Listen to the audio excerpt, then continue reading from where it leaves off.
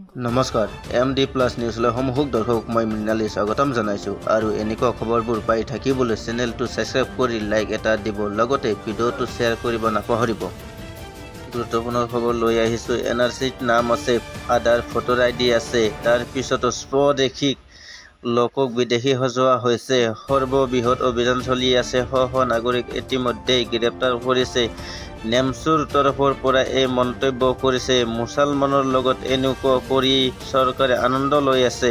চৰকাৰৰ দয়া মমতা নাই নেকি? এনেকুৱা প্ৰশ্ন কৰিছে। আল্লাহ আছে, আল্লাহ বিচাৰ কৰিব বুলি নেমচুৰ সভাপতিয়ে মন্তব্য। কিয়নো সমগ্ৰ ৰাজ্যত অবৈধ বাংলাদেশীৰ বিৰুদ্ধে চলি আছে অভিযান। লৈ আহিছোঁ এই বিশেষ খবৰ, বাতৰিটো মন কৰিব। NRCত নাম থকাৰ পিছতো স্বদেশী লোকক বিদেশী সজোৱা হৈছে। মুছলমানৰ সৈতে এনেকুৱা কৰি চৰকাৰে আনন্দ লৈ আছে। তেওঁলোকৰ সকলো নথি পত্ৰ আছে। তেওঁলোকক বাছি বাছি উচ্ছেদ কৰা হৈছে। মাদ্ৰাছা মছজিদৰ ওপৰত বুলডেজাৰ চলোৱা হৈছে। ধৰ্মীয় সা সম্পত্তিৰ ওপৰত চৰকাৰে চকু দিছে। ৱাকফ সম্পত্তি কাঢ়ি নিয়াৰ চেষ্টা কৰিছে চৰকাৰে। মুছলমানৰ ওপৰত অত্যাচাৰ কৰা বন্ধ কৰক, এয়া মন্তব্য নেমচুৰ। চৰকাৰৰ দয়া মমতা নাই নেকি? এয়া প্ৰশ্ন কৰিছে। ভোটাৰ তালিকাত কাৰোবাৰ নাম ভুল হ'ব, কিন্তু মানুহজন ইয়াতে জন্ম হৈছে। আমাৰো সংবিধানৰ মতে চলাৰ অধিকাৰ আছে। সকলো অধিকাৰ পোৱাৰ অধিকাৰ আমাৰ আছে। মুছলমানক টাৰ্গেট কৰি অত্যাচাৰ নকৰিব। মুছলমানসকল মানুহ নহয় নেকি? এয়া প্ৰশ্ন কৰিছে চৰকাৰক। ভাৰতত জন্মগ্ৰহণ কৰাই আমাৰ ভুল হ'ল নেকি? আমিও বিদেশী খেদাটো বিচাৰোঁ, কিন্তু যিসকল সন্দেহযুক্ত নাগৰিক বুলি ভাবি আটক কৰিলে তেওঁলোক সম্পূৰ্ণ ভাৰতীয়। আল্লাহ আছে, ভগৱানে বিচাৰ কৰিব, এনেদৰে মন্তব্য কৰিছে নেমচুৰ নেতাই। নেমচু নেতা বদৰুল ইছলামৰ ডাঙৰ মন্তব্য। নেমচু সভাপতিৰ মন্তব্য যে আমি মুছলমানসকল কি মানুহ নহয় নেকি? ভাৰতত আমি মুছলমান হিচাপে জন্মগ্ৰহণ কৰাটো কি আমাৰ অপৰাধ হৈছে নেকি? আজি আমি বাৰম্বাৰ কৈ আহিছোঁ, কংগ্ৰেছ চৰকাৰৰ পৰা আৰম্ভ কৰি এই বিজেপি চৰকাৰ আজিৰ দিনটোলৈকে আমি কৈ আহিছোঁ যে আমি কোনো বাংলাদেশীৰ পক্ষত নাই, আমি কোনো বিদেশীৰ পক্ষত নাই।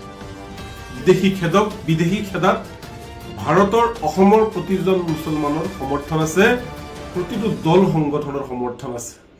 কিন্তু আজি যিসকলক সন্দেহযুক্ত বাংলাদেশী বুলি ভাবি থানাই থানাই অনা হ'ল, ডিটেনশ্যন কেম্পলৈ পঠিওৱা হ'ল, এইসকলৰ বেছিভাগ মানুহে কিন্তু স্বদেশী।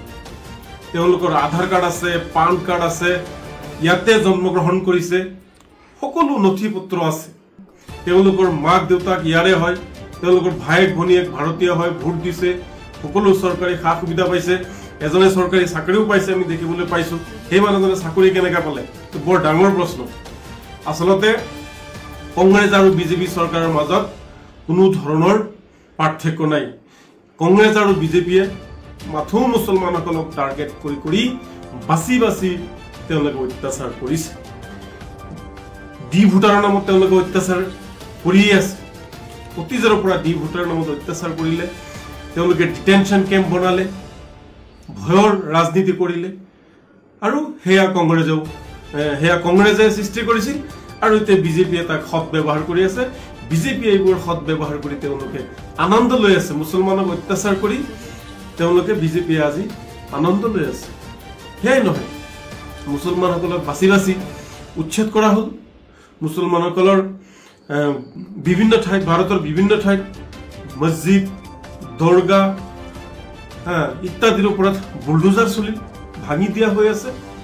মুছলমানৰ কলা কৃষ্টি, যি ধৰ্মীয় সা সম্পত্তি, এইবিলাকৰ প্ৰতি চকু পৰিছে। এইবিলাক ধ্বংস কৰাৰ, ৱাকফ সম্পত্তি কাঢ়ি নিয়াৰ এটা চেষ্টা বিজেপি চৰকাৰে চলাই আছে। কিমান আৰু অত্যাচাৰ সহ্য কৰিব এই জাতিটোৱে? NRC নামতো অত্যাচাৰ কৰা হ'ল। চিন্তা কৰক ৰজা মহাৰজাসকল, আপোনালোকৰ অলপ দয়া মমতা নাইনে? ন্যায় নাইনে? সাধাৰণ কথা এটা, ভোটাৰ তালিকাত কাৰোবাৰ নাম ভুল থাকিব পাৰে, প্ৰিণ্ট মিছ হ'ব পাৰে, বা ইফাল সিফাল অলপ হ'ব পাৰে, কিন্তু মানুহজনটো ইয়াতে জন্ম হৈছে। ইয়াতে জন্ম হোৱা মানুহক কেনেকৈ আপোনালোকে বিদেশী সজাই বিদেশীৰ নামত আপোনালোকে কেনেকৈ হাৰাশাস্তি দিব বিচাৰিছে? অলপ ন্যায় মানৱতা আপোনালোকে অলপ থাকিব। মানুহক অত্যাচাৰ কৰি আপোনালোকে আনন্দ উপভোগ কৰিলে ইয়াৰ ফলাফল এদিন বেয়া হ'ব।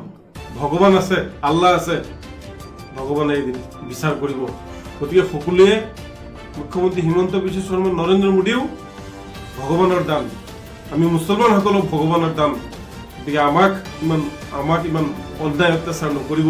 আমাৰো জীয়াই থকাৰ অধিকাৰ আছে, আমাৰো ভাৰতৰ সংবিধান মতে চলাৰ অধিকাৰ আছে।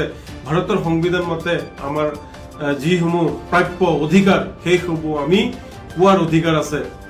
গতিকে আমাক আপোনালোকে বঞ্চনা নকৰিব, অত্যাচাৰ নকৰিব। টাৰ্গেট কৰি মুছলমানসকলক টাৰ্গেট কৰি আৰু অত্যাচাৰ নকৰিবলৈ চৰকাৰখনৰ ৰজা মহাৰজাসকলৰ লগতে অসমৰ সন্মানীয় মুখ্যমন্ত্ৰী ডাঙৰীয়াক আমি নেমচুৰ ফালৰ পৰা অনুৰোধ জনাইছো।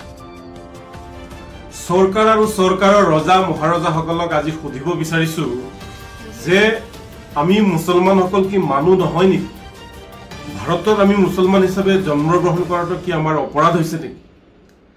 আজি আমি বাৰম্বাৰ কৈ আহিছো, কংগ্ৰেছ চৰকাৰৰ পৰা আৰম্ভ কৰি এই বিজেপি চৰকাৰ আজিৰ দিনটোলৈকে আমি কৈ আহিছো যে আমি কোনো বাংলাদেশীৰ পক্ষত নাই, আমি কোনো বিদেশীৰ পক্ষত নাই।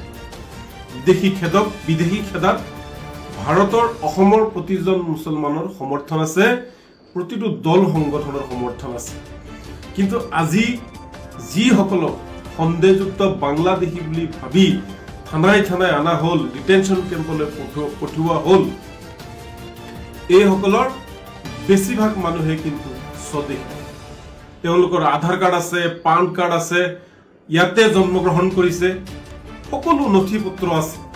তেওঁলোকৰ মাক দেউতাক ইয়াৰে হয়, তেওঁলোকৰ ভায়েক ভনীয়েক ভাৰতীয় হয়, ভোট দিছে, সকলো চৰকাৰী সা সুবিধা পাইছে, এজনে চৰকাৰী চাকৰিও পাইছে, আমি দেখিবলৈ পাইছো। সেই মানুহজনে চাকৰি কেনেকৈ পালে? বৰ ডাঙৰ প্ৰশ্ন। আচলতে কংগ্ৰেছ আৰু বিজেপি চৰকাৰৰ মাজত কোনো ধৰণৰ পাৰ্থক্য নাই। কংগ্ৰেছ আৰু বিজেপিয়ে মাথো মুছলমানসকল